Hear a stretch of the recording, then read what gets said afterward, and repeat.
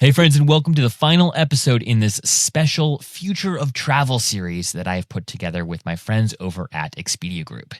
In this final episode, I sit down with someone who has quietly shaped more of the vacation rental industry than almost anyone else working in it today. And that individual is Tim Rosolio, VP of Vacation Rental Partner Success at Expedia Group.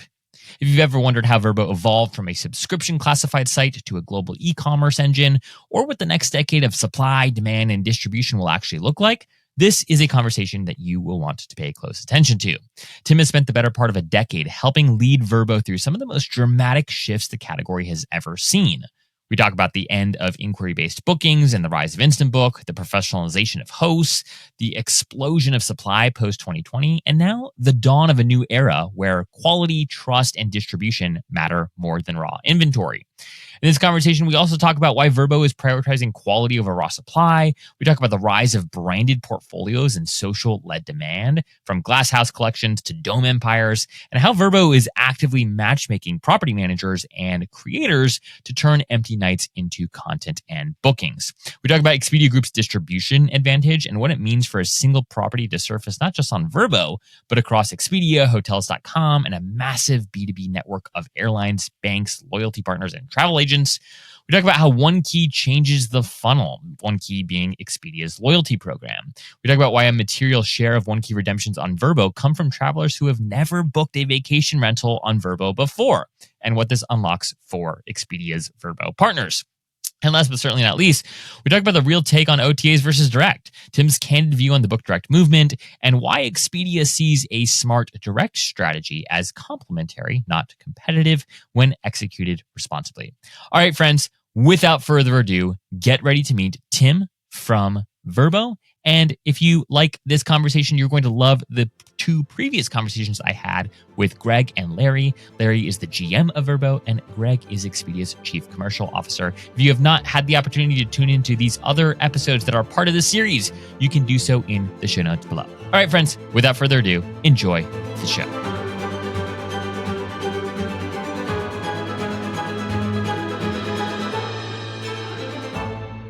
So, Tim, if I were to crash a happy hour with you and your closest friends, and if I were to ask them to just tell me a Tim story, tell me a story that is just so Tim, what story do you think that they might tell me? Yeah, that's an interesting one. I mean, it could get at happy hour, who knows what sort of stories might come out. So we'll make sure that we keep this super PG? professional. Okay. Yeah, that's probably for the best.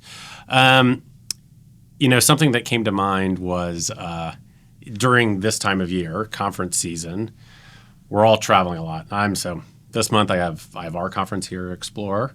I have VRWS in Rome. I have Astro, which is in Australia. So I'm flying around everywhere. Like that's fall for me. And that probably part of it is that's so Tim. But the thing that I'm really into, and I don't know if this is like a red flag or not, but like I love to do like data-driven deep dives on long flights. So I'll get data sets from my team, and like I'm in a few weeks I'm going from the East Coast all the way to Singapore, and it's the longest flight in the world, and I can't wait because I'm going to go so deep analyzing stuff about this industry, and I think they'd be like, that's so Tim, and hopefully it's not like Tim's a serial killer. Hopefully it's like Tim's dedicated to his job. Yeah. So you're an Excel junkie is what you're saying. Oh, Excel ninja. Ninja, excuse me. Okay, yeah. That's a better, more positive term, actually. Yeah. Have you always been that way? Have you always been analytical? Yeah, I think so, right? Like I grew up watching a lot of sports, and even like when I was a kid, I had baseball cards. So I've always been really keen to go deep and understand things. Which is interesting because, depending on who you talk to, getting reliable, helpful data in the vacation rental industry has been challenging for years, right? I think you've seen more contemporary players like AirDNA, for instance, come on the scene more recently and help provide metrics for the common user. How have you seen the prevalence and maybe the importance of data with respect to this industry evolve in your tenure working in it? Yeah, I mean, data, I would say, is kind of everything. That's what drives the insights for the business decisions. Based on the transition that we did as a business, now close to 8 or 9 years ago, it's become even more important because, just for maybe a little bit of a history lesson, Vrbo was a subscription website. And we sold a subscription, and then we sold an upsold subscription. And because of that, the nature of the e-commerce was almost more like Amazon. It's like I'm selling an item. Yeah. Selling an item, and then I'm trying to upsell an item. However, in a truly transactional business, the flow that you're thinking of is less about selling widgets and more about understanding what is the traffic, what are the sources of that traffic, what is the conversion of that traffic, and then effectively what is the monetization of that traffic. And we invest those dollars we monetize back into traffic. So that is a much more quantitative flywheel rather than the selling widgets or selling subscriptions type business that we were years ago. Yeah. Now you joined, I believe it was HomeAway, 9 months before the Vrbo acquisition. And then a few years after that, I believe, is when Expedia bought Vrbo. I want to hear a little bit about your perspective of when did vacation rentals go mainstream, right? Obviously, they've been around for forever, right? Like I remember going to my dad's friend's beach house, right? And it would be like, all right, bring your sheets, right? Bring your towels, all the things. And obviously, the world in which we live in today you've got truly luxury product in the vacation rental space. Many people prefer, right, them to traditional hotels. This has been talked about ad nauseum, so I won't rehash all of this. But from your perspective, I bet you have an interesting one, given the rise that I imagine you saw in it gaining popularity as a travel asset class. Can you just pontificate and muse on that a little bit for us? I mean, as you're saying that, there's two sort of distinct moments that come to mind, or two distinct events. The first one was, Vrbo or HomeAway, and really the way it worked was HomeAway was a company that bought a variety of other subscription-based vacation rental websites. Vrbo was one of them. We bought the Vrbo of several other countries as well. But traditionally, those started as, Vrbo stands for vacation rental by owner. Yep. And because it was by owner, it was traditionally an owner site, not a property manager site. So you have the owners that are buying subscriptions on Vrbo. You have the property managers who maybe are still operating in the old catalogs, which it worked, right? It worked when that wasn't necessarily the travel expectation to have everything online. And we, in order to really get into the property management space, we bought 4 major software products, one of which is Expedia, which we still now manage. And that was the way that we sort of crossed the technology bridge to get that integrated property manager inventory online. And when that happened, it gave us the right to say, we kind of got all the stock. Yeah. Back then it was really just ski and beach. And if you wanted a viable amount of selection, we could say we have it. So it wasn't like you had this online experience that was just a segment, and then the offline experience that was another, perhaps even more prevalent segment, but we brought all of that together. That's the first moment that comes to mind. The second one is we saw a rapid rise from 2016 to 2019 in instant booking. I think most of us can probably remember a time when the vacation rental process was it was an inquiry that a traveler would make to a partner. Partner would then look at their dates, they'd look at their rates, and then there'd be a conversation as to whether they wanted to accept the booking or not. That's not a traditional e-commerce experience. That almost feels more like Craigslist, right? Sure. And when there was the rise of instant book for between 2016 and 2019, we're talking the transactions going from 10 or 20% to closer to 80%, that's when we moved into from a less modern e-commerce experience to what I would consider a true e-commerce experience. And do you think that the reason for that is just there was more social proof, consumers were more comfortable staying in private rental homes? Was it the Airbnb effect? What do you think the reason for that was? I think traveler expectations combined with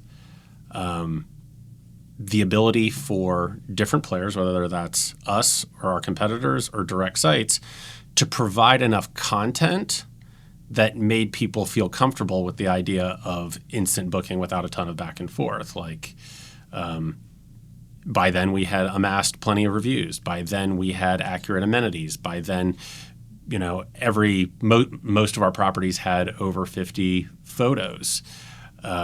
There were enough trust signals that I don't think the dialogue back and forth was required. Yeah. But it's also a two-way street, right? The partners hopefully didn't feel like they needed to spend quite as much time vetting the guests because they had the ability to have house rules. Yeah. And if in fact they, even after an instant booking, found out that this is a bunch of 22-year-olds come over the house, or this person has 4, enormous dogs, they could disclose that in house rules and decide that they in fact didn't want the booking. But for the vast majority of transactions, the traveler knows what they want, partner knows what they want. Let's just do this, rather than having the back and forth. Yeah. What role do you think social media played in this era? As this is a personal anecdote, but I think that this is true of at least travelers like me, my friends, right? When you could look up a VRM on Instagram, right? Mm-hmm. Especially for folks who have a higher quality, maybe more branded product, maybe a Glass Homes, right, in the Shenandoah, or a collection of luxury beach villas. From my perspective, right, that just added a lot of validity to their booking on Vrbo or Airbnb or wherever the booking was occurring, because you could see the person, see the people behind the brand. How much attention, if any, how much encouragement, if any, did you guys back in 2016 help coach Vrbo users on the supply side to invest in social, to invest in the development of their own brands? Was that even a conversation happening then? Yeah, I think I would almost separate the idea of their own brands versus the social question. I think that, listen, social is a channel. Social is a channel to tell your story. And it is one that has emerged a lot, and it has emerged a lot especially with a younger demographic, right? Like, you can't be the brand that always caters to an older generation, because the problem is those people keep getting older. You need to find ways to tap into younger audiences, and social is a way that we're super keen to do that. In 2016, were we thinking social yet? Probably not as much as we should.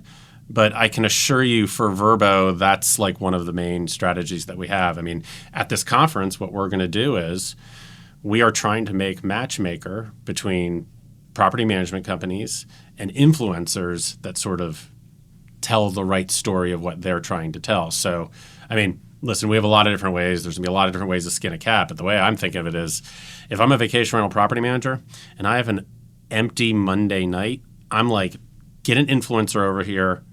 I'll take care of the cleaning fee. Let's build some content. Yeah. So that's the social question. Then in terms of the branding question, I mean, I think there are plenty of vacation rental managers that have done an amazing job developing brands. Sometimes that brand doesn't necessarily need to be about a very vocal outward story, but a lot of their brand is reputation. So if they get a booking via a Vrbo customer and they deliver a great stay, that's an opportunity for them to continue to demonstrate their brand. And for me, that's part of the partnership, right? Like we deliver demand, they deliver great hospitality, we deliver more demand. Yeah. I want to, since you're a data wonk and all, Yep. I want to hear if you've seen this trend that might be one of those things that feels true but isn't actually true, or it could be actually true, which is that there's this rise in desire. There's this rise in branded collections, branded portfolios. I think about a lot of the folks that are listening to this show or listening to this conversation right now, for instance, right, who've invested greatly in building their own brands. They might have a couple dozen Glass Homes, right, in the Northeast. They might have a Dome Empire, right? They might have something in between. As you guys look at just sort of your users on the supply side, your partners on the supply side, I think you'd put that category maybe in like the newer camp versus sort of the legacy camp, Yep. which is like I've got 250 homes. I own South Carolina, right? Or I own Myrtle Beach for a better example. How have you seen sort of the change in VRMs, who they are, how much they care about synergies within their portfolio versus just kind of going after the greatest number of properties they can bring into the fold? Have you seen sort of interesting shifts for Vrbo partners in who they are and also how they build their portfolios? I think it's a good question. It's timely because I think if you look at this category, during the pandemic, you have insatiable demand. Yeah. And shortly thereafter, you have a lot of people that say like, wow, this seems like a way I could make some money and have a second home. And you see a flooding of supply on the market. So more so than ever, it's more important that you have the ability to differentiate yourself. And I think the smart property managers are finding a way to say, this is my it. This is my thing. Now, for Vrbo, glass houses that look like the Oscar Mayer Wiener, like that's not really what we do. What we do is we do great beach houses and great ski houses. And I think that the brands, a lot of times, yes, you want to demonstrate that you have good homes, but a lot of times it's about hospitality. Yeah. I think of a property manager that I saw this morning named Ben Edwards. I don't know if you've met Ben, but like for his Monterey properties, when you walk in, there's an amazing cheese board, and he's already figured out what wine you like. That's hospitality beyond making sure that the house is clean, and that's his brand. Yeah. Right. Yeah. So I think the branding we lean into is largely hospitality rather than what I would perceive as, listen, good business is good business, but the Oscar Mayer Wiener house I find to be a gimmick. Yeah, hot take. I like it. Talk to me about how you've seen from a consumer perspective then, right? Because, from things that I at least pay attention to, which I could be living in a bubble, I'm sure I am, these trendier properties, the Wiener House, I think, is maybe on one end of the spectrum, right? Versus I'd love to go to one of those things out in Big Bend and stay in the bubble and look at the stars. The that domes, sounds cool. yeah. I have no desire to stay at the Oscar Mayer Wiener house. I'm good. Same here. But I guess, how do you think about, you mentioned social and leaning into storytelling. How do you think about, like, I guess the next generation of travelers and what they want, and how do you advise, how do you help build product how do you help coach Vrbo partners to ensure that they have the portfolio that these travelers want? And maybe a question that you could take before or after is the average Vrbo user older than that of the user, that user of your biggest competitor, right? Yep. Might be. And how much do you continue to lean into that? That was a little bit of a convoluted question, but basically what I'm getting at is, how do you think about changes in traveler preferences and ensuring that you have the supply to meet the demands of these travelers? Or do they just get older and eventually they want to come to Vrbo? Yeah, I think the way I would think about it is Vrbo really, while it isn't full-blown curation, it really is. We try to have great ski and beach houses that are largely for families. Now, what I would remember also with families is, I've even had this conversation with some of the property managers today, is like there are millennials now that are like technically, late 30s, early 40s, right? And they have families and they want that stock of home. Now that's the Vrbo story. The broader thing that I think we need to think about is we've done a lot of work over the past few years replatforming. And because of that, that's enabled us to really think about the depth and breadth of Expedia demand and how we're going to sell more vacation rentals across that. Because Expedia, I think that's a website that's traditionally been thought about as booking packages and booking all kinds of different accommodations, booking urban trips, booking cool trips to wine country, weekend trips, stuff like that. And we're going to attract a different demographic from Expedia. Yep. And then if you think of our B2B network, so this is where we take vacation rental supply, and we're not even selling it on Any website that we own, we're selling it on Alaska Airlines or JetBlue or Delta.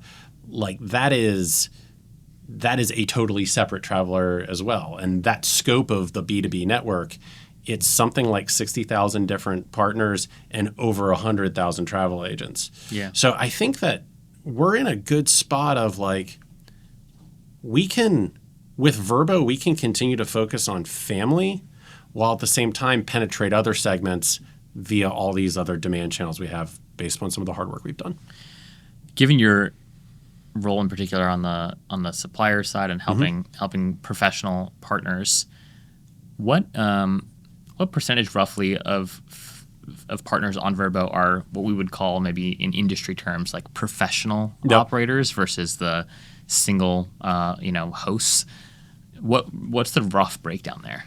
Public company stuff, probably not at liberty to say. Okay. However, I would say that I don't care whether a partner is truly a professional or not, as long as they act professional, as long as they can deliver the goods in terms of consistency.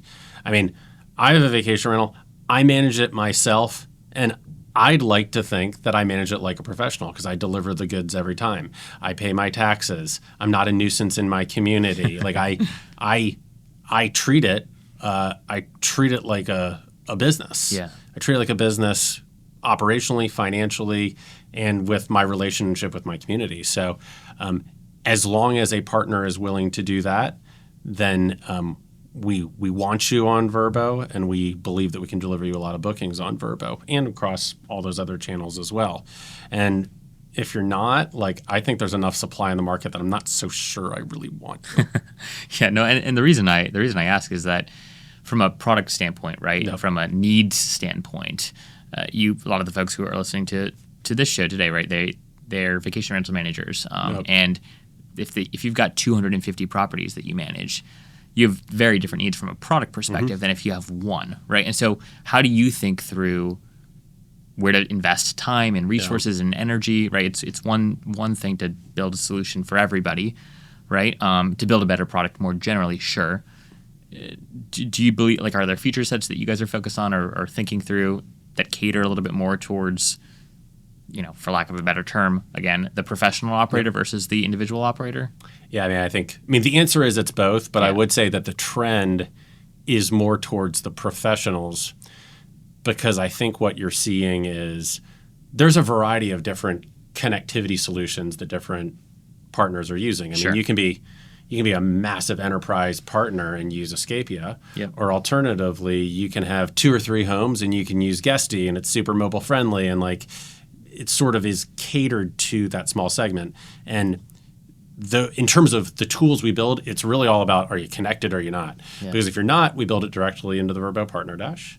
And if you are connected, that's when we start talking about building APIs into your software of choice. There's 3 major APIs we're building right now. First one is basically a self-service onboarding one that enables you to onboard in hours rather than days. Second one is Vrbo Payments, which will, should you care to, allow us to be the merchant of record for your transactions. And then the third one is the promotion suite, which is kind of the granddaddy of them all these days and what has accelerated a lot of our growth over the past handful of months. And on the promotion suite in particular, are those individual like levers that I can pull? Are these ads? Can I run? So can I the pay promotion boost content. The promotion suite today is purely discounts that you get merchandising for. Got it. So we've historically had weekly and monthly discounts. The new ones that are coming out, well, they're already out for our platform partners. They're coming out this fall for our professional managers, are last-minute bookings, which are critical for last-minute stays. And we saw tons of momentum with that this summer. Early booking windows, so for property managers that want to be a hero for their owners and kind of get it booked all early. And then mobile deals, because over half of our traffic is now on mobile. But it's funny you mentioning advertising. I mean, I kind of feel like that could be the next evolution for us. We, based on our prior business model, we do know that partners will pay for visibility.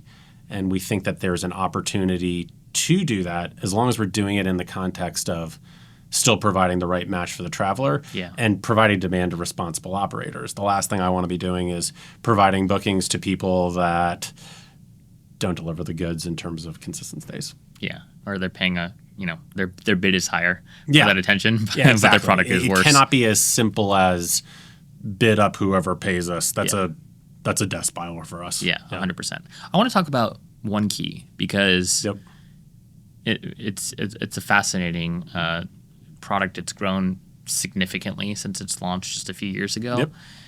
And, to date, right, it's the only loyalty program at scale, via connected OTA that you can earn and redeem, cash for. Airbnb today doesn't have a loyalty program. Talk to us about how One Key has helped Vrbo partners. What is their relationship to One Key? Is there immediate obvious value? Has it caused a lot of headaches for people? Just help us understand sort of, because it would, again, I perceive it as an incredible differentiator and feature add, right? What is like the ground truth reality of how the program has helped operators so far? Yeah, I think the best data point I can provide you is of all of the travelers that have burned their One Key cash on Vrbo, a third of them had never booked on Vrbo before. So I don't know if they've never stayed in a vacation rental, but there's a distinct possibility that they haven't. They earned on Expedia or Hotels.com. They burned on Vrbo, and it's our job and our partner's job to make them want to come back again and again and again. Yeah. But you have to remember, our loyalty play, it's not just the earn and burn. We also now offer member-only deals. That's a promotion that's available. We now also provide a lower traveler service fee if, in fact, you're a member. So you start putting these things together. It's a good amount of value that you're providing to a traveler. Yeah. I want to get your thoughts, Tim, especially given your years of experience in the industry, on this, what I would describe as like a growing tension between OTAs and operators who are investing, in some cases, large amounts of resources into building their direct booking websites, to building their own demand channels. I've got several friends who've been on this podcast, for instance, that 80% of their bookings come through their Instagram channel, and they've invested a lot to get there. Direct booking, just more generally, I think has gained popularity. There's like the book direct movement, for instance, right? How do you think about this play? How do you think about, like, I guess, the right mix between OTA bookings and direct bookings? What observations do you have, I guess? 100% on Vrbo. Just kidding. I would say I think when I get this question, people are, I think, anticipating me to say, like, I'm not supportive of direct booking, or I wish that didn't exist. I actually think that an appropriate direct booking strategy can be part of our value proposition, because the way I think about it is we're delivering travelers that are staying with you and you deliver a great experience. Now, like, make no mistake, I'm going to market like crazy to that traveler. But if you find a way to get contact information for that traveler and you want to remarket to them, that's part of the value that Vrbo or Expedia Group is providing. Yeah. And as long as you're playing by the rules, we're cool with it. Yeah. I actually want to dig into that just a little bit, because it's always seemed to me, and you reserve every right to change your mind later about whatever you're about to say here, but it's always seemed to me that the biggest, you take your cut or whatever, and I've said this many times on this show, I think, quite frankly, like, people that complain about the OTA tax, I've worked in growth marketing my entire career, and it's a very reasonable tax from my perspective on the take. But it seems that the bigger concern, right, is that I want to deliver a great hospitality experience to this guest. Give me their phone number, give me their email address, right? And so, I guess what middle ground do you think, if any, should exist? What's the real risk to Vrbo, to Expedia more generally, if you were to give the contact information away, right, at the point of booking, if you will?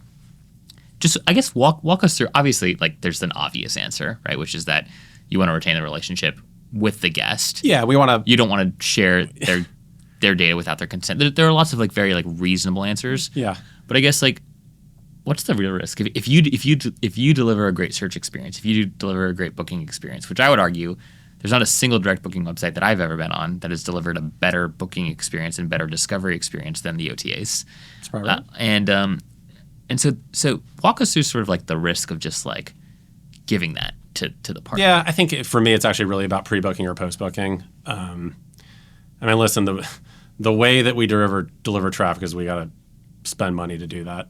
And the pre-booking makes sense. Yeah, and because of that, we need to monetize. We need to monetize accordingly, which is why we intentionally make it difficult to get the contact information prior. However, afterwards, I think that there is an opportunity to have some degree of middle ground where you're enabling somebody to provide amazing hospitality. But I also would say like we also shouldn't swing the pendulum all the way towards like give them everything they need, give them the phone number, give them the email. Like we can build great technology that enables them to do seamless communications as well within our product, because that also, what we found is that provides and sometimes certain traveler protections if we have insight into what are the communications that are happening, how is the payment happening, whether it's online or offline. Like there is protection for the travelers by maintaining things in our ecosystem. And like to a certain extent, the OTA tax that's part of what people are paying for. 100% is the technology and guarantees that we provide. 100%.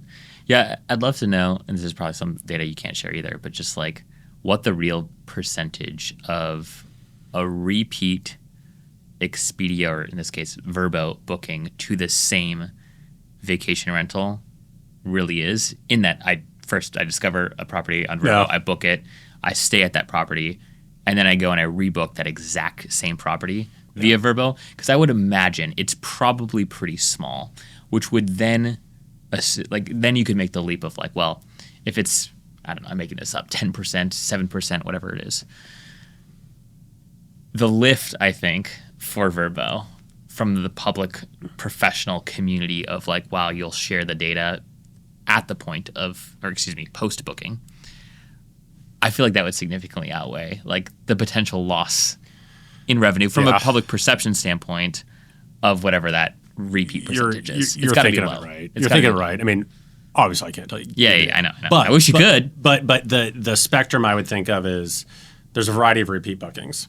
There's repeat bookings that happen with the same property manager at the same house. Yep.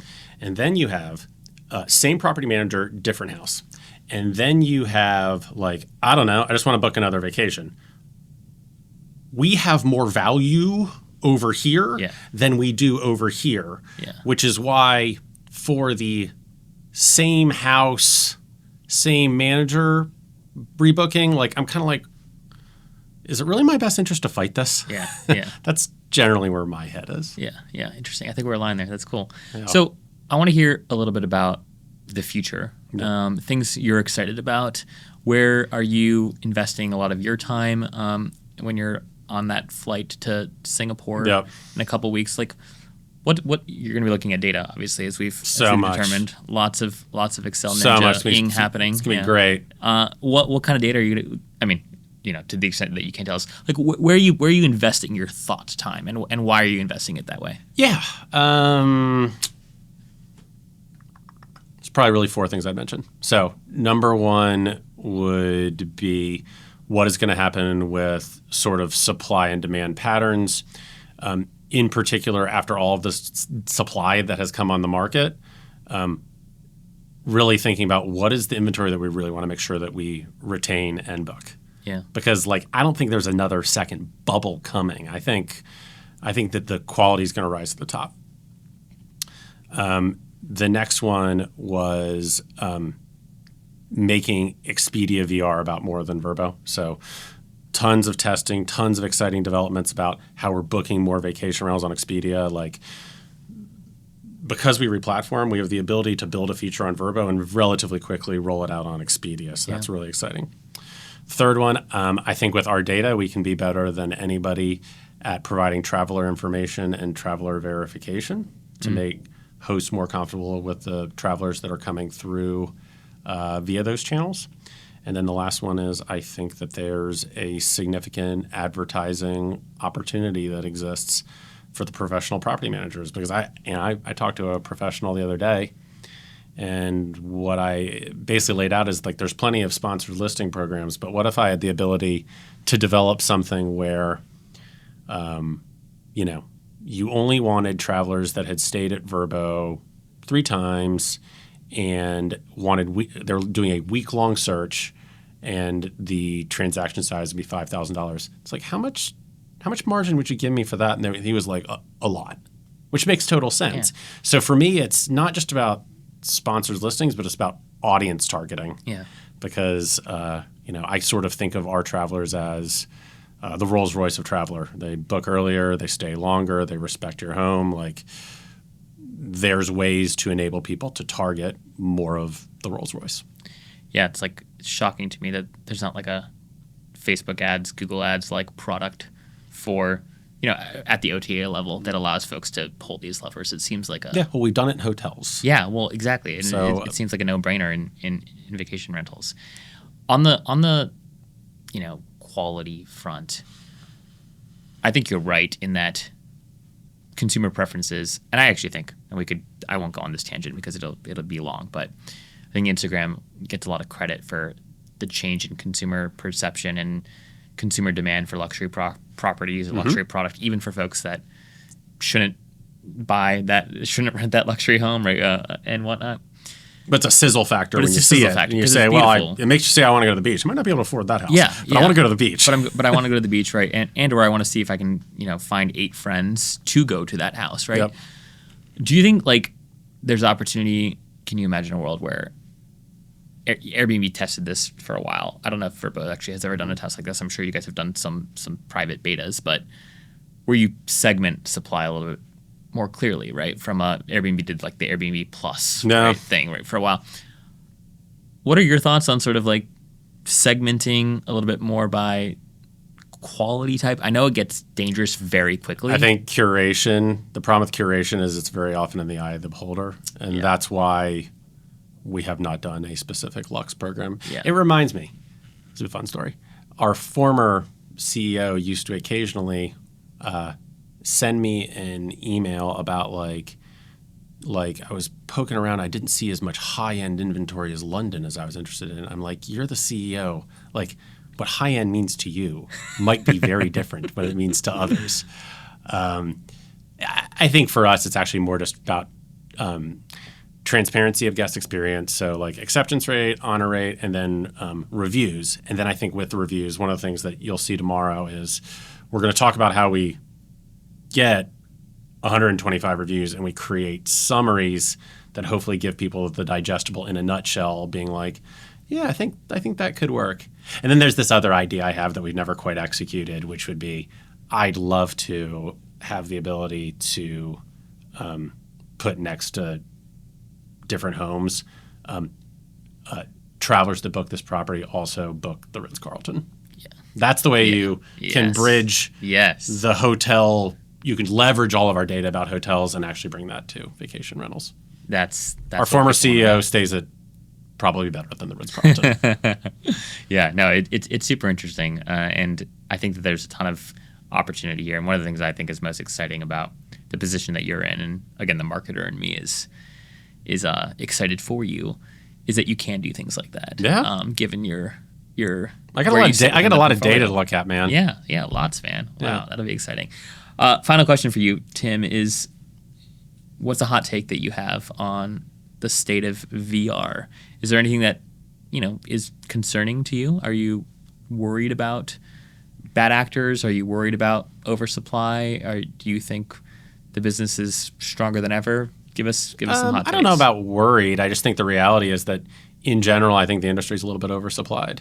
And I don't know if that means that we're going to go into the negative in terms of supply growth, but I do think that you're not going to see the acceleration that perhaps we've seen over the past 10 years. Yeah. I think that the demand has reached maturity, meaning that it is unrealistic to think that we're going to have exponential growth on the supply side. And that's based upon everything we're doing, trying to deliver selection, but also consistency and quality, like I'm all for it. Yeah. So. Tim, thanks so much for your time, man. It's been a pleasure. Yeah. Pleasure to be on.